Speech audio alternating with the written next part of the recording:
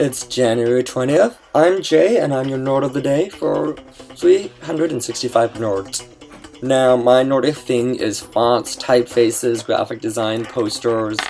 I go to school for that. So I'm going to talk to you about why Comic Sans is just so hated. Yes, that cartoony font that everyone loves or hates, or at least has an opinion about, or thinks it's a cute little thing that you put on. That font that you used on assignments when you were in like grade 4, and now you either love it or you hate it. So before we get into the topic of why everyone hates Comic Sans, first we have to go through its history. Fonts don't come out of nowhere, they're not programmed by computer. They're created by typographers and then published through things called foundries, which, whenever someone says a font foundry, I imagine like an assembly line where all these like letters are on it, and it's really just like, well, originally it was a printing press, and now it's like a bunch of computers. But back to Comic Sans.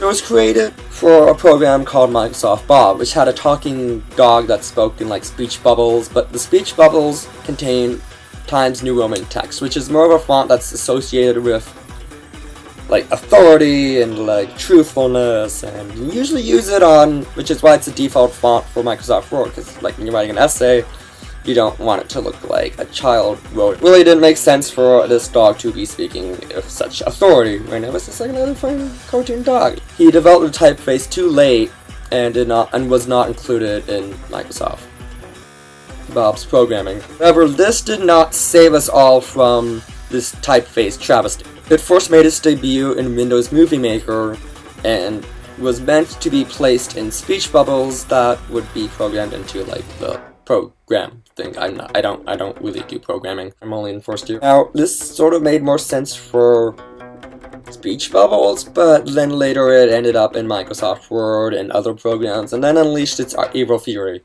and took over the world, and now we live in its tyranny. But what is so bad about it? It's just a little font. How could a font, like as long as you can read it, what's wrong with it? No. Font choice should be like your choices when you're deciding what to read. Using Comic Sans for a resume is pretty much like going to your interview in pajamas. You don't do that.